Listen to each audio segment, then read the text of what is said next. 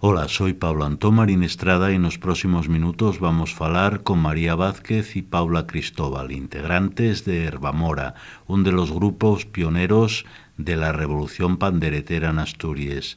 La música que faen ye tradición y modernidad feches enerxía pura en rebón escenario.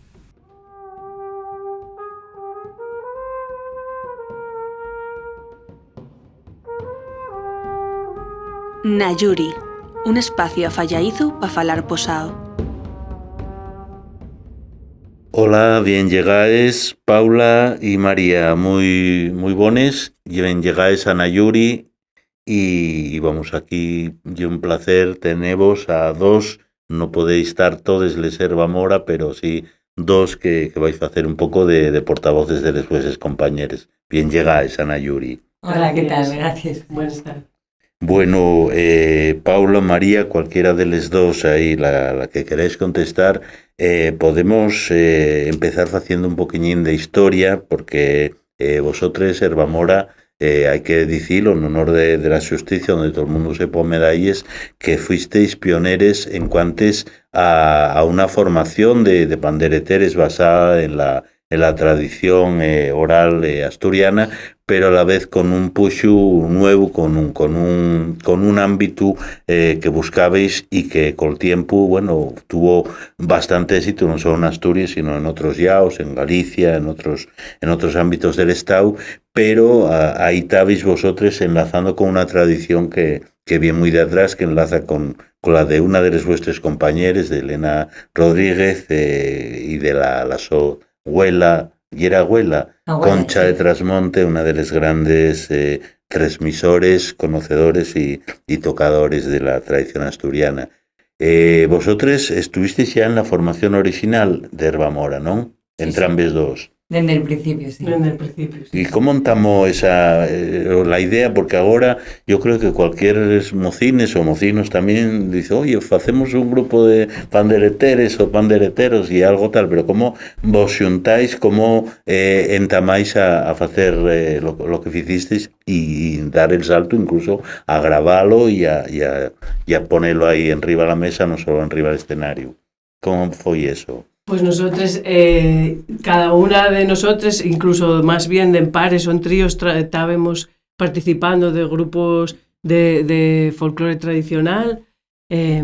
Mari, que aquí presente, y Tati, que ya no está en la formación, pero sí empezó en el grupo, y yo estábamos en el Noceu en Trubia, y después estuvimos en la Andecha Folklore de Ubieu, y la otra María y Natalia y Carmen pues estaban en los campones en el Berrón, y axuntábamos en los speeches después de actuar y de bailar y de tocar con los nuestros grupos y cantábamos juntos y prestábamos por la vida, pasábamoslo muy bien.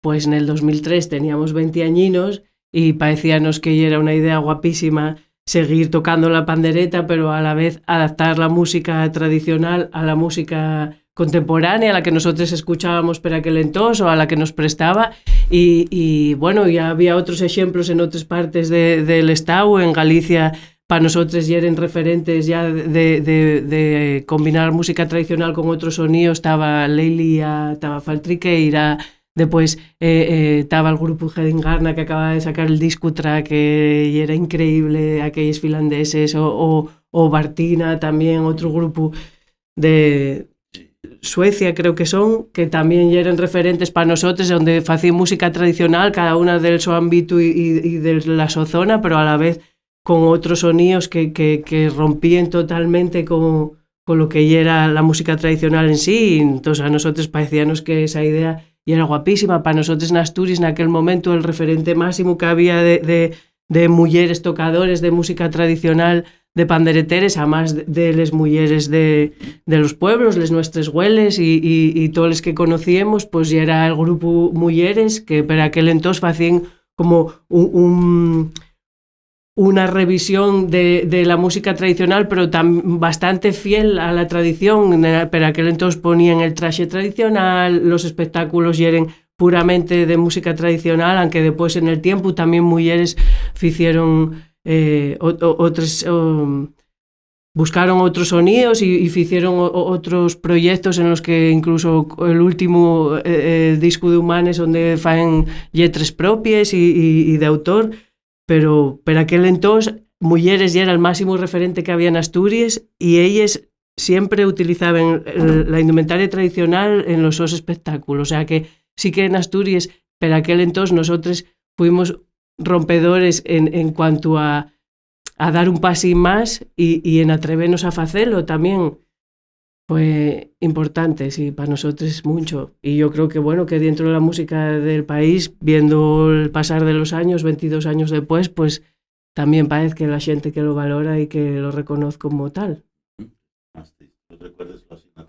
Igual, tal cual lo describió Paula. La verdad que fue una época guapísima, ¿no? Que éramos neñes y con toda la ilusión del mundo y si nos dicen en aquel entonces que hoy vamos a estar aquí falando 23 años después, 3 discos en el mercado, bueno, pues sería increíble, ¿no? O sea, qué guapo. Y en un momento donde yo creo que, igual que facía a lo mejor 20 años cuando entamasteis vosotros, la xente mozo que estaba interesado por la música tradicional, pues lo que facían era vamos a hacer un grupo de folk al uso, de grupo de folk celta y tal, ¿no?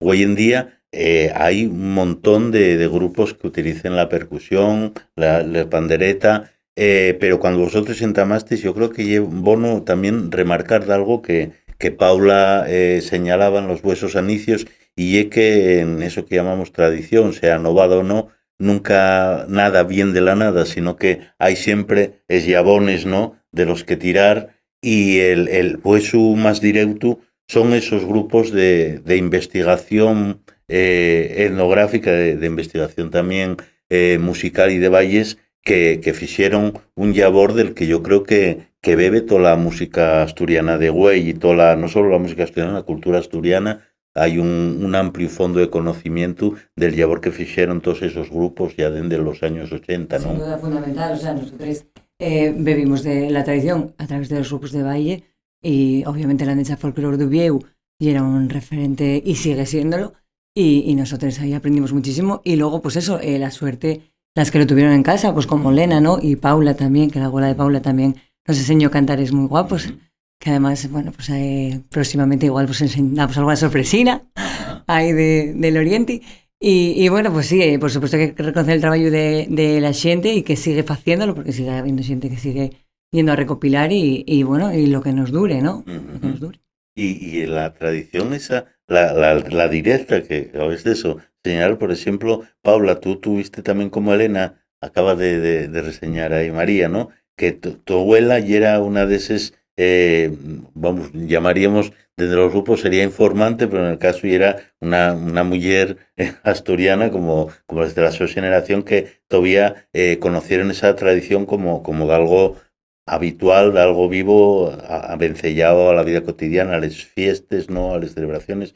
¿Cuál era el recuerdo que tú tienes de eso, de nena, o cómo te llegó a ti esa tradición? Bueno, pues en este caso de quien fala María y de mi abuelita Elia, que era del pueblo de Arangas, de Cabrales. Ajá. Allí sigue viva la tradición de los ramos del día de la fiesta. Sí. Seguimos poniendo el traje de aldeana y seguimos tocando la pandereta y cantando el ramo. Esto fue lo que conocí en mi casa así como en el diario. Pero cuando tenía 18, 19 años... Vino ambas conmigo un día a ver a mi abuela y él tenía pocos más que yo, o sea que todavía no era lo que después fue como personaje público, sino él de aquella tenía inquietud, gana y iba a conocer a mujeres a los pueblos y a preguntarles por cantares. Y un día vino conmigo a casa y preguntó a mi abuela, pero ¿y vosotros no cantabais el día? No el día de la fiesta, sino cualquier otro día, cuando arriba en el puerto o cuando ibais con el ganado. Y entonces mi abuela y mi tía empezaron a cantar cantares que yo nunca en mi vida sintiera en mi casa, pero que a partir de ese día fueron referentes para nos en el cotidiano, no solo en mi casa, sino en el pueblo. Quiero decir, el pueblo de Arangas recuperó la hierbabuena o el trepeletre, bailes que conocen las mujeres de más de 70 años del pueblo, pero que hacía muchos años después en la época del franquismo, donde esos bailes y esos cantares dejaron de de facese, deixaron de compartirse, e entón, pues, a partir de ese momento volvimos a recuperar esa tradición en mi casa, e mi abuela cantó a la mi filla la hierbabuena hasta poco antes de morrer, vamos, o sea que suerte, mucha. Y detrás de eso, lo que estaba en realidad también era que a veces, eso vamos, sabéislo vosotros que sois mujeres, ¿no? Que la historia está contada por los hombres a lo largo del tiempo, ¿no? Las mujeres siempre, o a lo largo de la historia, estuvieron invisibilizadas o directamente borradas, ¿no? Y en el caso de la música tradicional, yo creo que incluso aquí eso pasaba también, que para mucha gente la referencia de la música tradicional asturiana foi durante mucho tiempo, pues eso, ¿no? La gaita, sobre todo, les paris tradicionales, gaita, tambor, figuras masculinas, que bueno, en su día, pues también en las fiestas populares o romerías tenían el sofoco protagonista, pero detrás estaba toda esa tradición tan poderosa de las mujeres que eran les que realmente hacían la música para los bailes y todos los hermanos en no cualquier la fiesta que xuntanza. claro, había perres para pagar el músico, que eso, que era el gaitero, que no había orquestas y eso, y digamos que les que ponían la música y la folicia y eran las mujeres de cada pueblo que se juntaban y con no solo con panderetes, con cualquier tipo con de instrumento mano, que fuese percutible, hacían eso y la gente bailaba. Eso fue también una revolución que descubrióse ahí una tradición potentísima y que bueno, que estaba ahí y que siente como vosotros revitalizasteis, disteis un nuevo aliento, ¿no? Home, uno de los objetivos de Herbamora desde que empezamos, que repetimos como un mantra constantemente, y era la visibilización, dignificación del papel de la mujer en la música tradicional asturiana, porque en verdad ellos fueron los que sostuvieron la música tradicional asturiana, por lo que estabas contando tú ahora. También, la ¿no? gaita y el tambor venían el día de la fiesta, una vez sí. al año. El resto del año, ¿quién hacía la fiesta? ¿Quién hacía pueblo? ¿Quién creaba comunidad? Las mujeres que tocaban todos los días del año, o una vez a la semana por lo menos. Y ellas eran las que mantenían viva la fiesta al pueblo.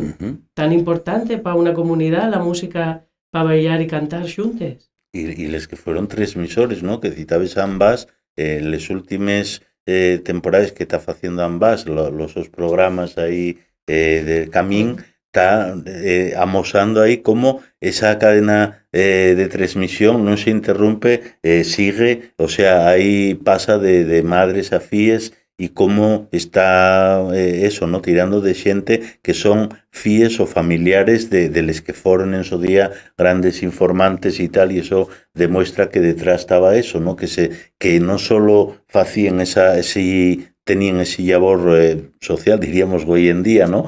De hacer música y de animarles a la gente, a las comunidades, sino también de transmitir eso a las nuevas generaciones durante el tiempo, ¿no? Hoy en día tenemos formatos de transmisión de todo tipo, pero de aquella lo único que había y era el oral, ¿no? Pues sí, y es importante también eso, esa visibilidad que creo que entre todos estamos dando ya al instrumento, porque pues de repente hay mucha gente que pensaba que no sabía, o que la abuela no sabía que cantaba, o no le daba valor a toda esa información, y de repente pues ahora dicen, pues ahora voy a tocar yo la pandereta, porque resulta que mi abuela tocaba y que no. Entonces tuvimos abuelas pues como Concha y Clara de Tresmonte, ¿no? Que fue, yo qué sé, la Beyoncé del momento, o la... tal. Pero bueno, pues que todos los abuelos cantaban a su manera, y eso es guapo que quede, y que les fíes y les nietes sigamos dándole el valor y el sitio que se merece. Y antes contabais-nos cómo entamasteis a xuntavos y a ser Herbamora, pero el paso de a la vez de xuntavos y hacer esa música que estabais ahí avezáis de los vuestros grupos donde estabais y tal, ¿cómo dices el paso de hacerlo de una manera también actualizada, novada? A lo largo del tiempo fuisteis también pioneros en mezclarlo con cosas, con sonidos electrónicos, con mezclas, con cosas así que originales hasta entonces, ¿no? Ahora, hoy en día, ya parece que está todo inventado, pero cuando vosotros entamasteis no lo estaba y disteis ese algo. ¿Cómo surgió esa idea de decir, vamos a hacer esto que está muy bien, pero hay que adaptarlo a este tiempo, o hay que dar un aire anovado para que llegue a la gente de una forma mellor ou porque vos prestaba simplemente, porque a lo mellor foi simplemente gusto personal. Pues naquel entón tuvimos la suerte de encontrar a Ramón González, que ahora que estábamos falando de mulleres y de bueno, de los referentes que teníamos, pues resulta que lle que Balandrán, que lle un grupo en el que Ramón ya estaba, nel año 96 fizo un tema de La Gallegada de Tineo, que parece que lle actual a día de hoy de lo más, o sea, visionarios, y ese tema y era un arreglo de Ramón. Bueno, pues Ramón tuvimos la suerte, no sé cómo foi, pero enganchó con el proyecto de Herbamora y en los primeros años foi él el que hizo los arreglos del grupo. Incluso ya en el primer disco tenemos un arreglo de Ruxel Río que ya lleva música electrónica, que la fexo él. Y después, bueno, en aquel hubo una experimentación de un tema tradicional que hicimos, que llamáramos el Trus Andrés, con un nombre bretón, que nos hiciera una visión da robot, que lle Shell Díaz, sí, que fai también música electrónica, y en aquel disco hízonos esa visión suya de aquel tema tradicional. Pero Ramón foi una persona muy importante en el primer disco de Herbamora, que vamos, foi el que agarró les riendes de lo que fueron los arreglos de los temas del grupo y el que dio el peso de lo nuevo. Ya después tuvimos también la gran suerte de toparnos con Ruth Suárez, que ya actualmente era nuestra productora musical, y bueno, pues ella fue con la que descubrimos, yo creo, el sonido que realmente nos identifica. También el primer disco ya éramos más neñes y teníamos inquietudes, pero también teníamos un mayor desconocimiento, ¿no? Incluso de lo que queríamos ser. Pero bueno, pues ahora ya con la madurez y la experiencia de los años y la ayuda de Ruth, que ya te digo que es maravillosa, pues yo creo que hicimos un segundo disco del que estamos muy orgullosos a nivel sonido. Y este último, pues lo mismo. Pues. Hombre, el segundo disco estaban, aparte de Ruth, o sea, Ruth era nuestra profe de canto, hízonos los arreglos vocales, ella sintió lo que Herbamora necesitaba, entendiólo perfectamente y dio un aire nuevo a lo que era el proyecto, y ese disco yo creo que lo necesitábamos todos, el de en acústico, porque veníamos de ese primer disco que fuera tan rompedor, pero a la vez para nosotros también fue difícil encaixarnos dentro de aquella estructura, entonces fue como romper con todo aquello, baixar abaixo, volver a encontrarnos, lo que nos gustaba y nos apetecía y era hacer unos arreglos vocales más cuidados, con más procuro, y haber encontrado a Ruth y después a Elías García y a Marcos García, que nos acompañaron en aquel disco, parece que fue un gustazo. Son 5 temas nada más, pero creo que son 5 temas con una identidad también muy importante. Y vamos, este 286 lunes ya fue, después de estos 11 años de parón, vamos, de no haber grabado más, de no seguir afondando. En el 2019 3 de nosotros fuimos madres, casi a un tiempo, y esto pues hízonos parar de todas las maneras, porque criar llévanos la vida. Y justo en septiembre de ese año también fue cuando murió Elías, y para nosotros fue como un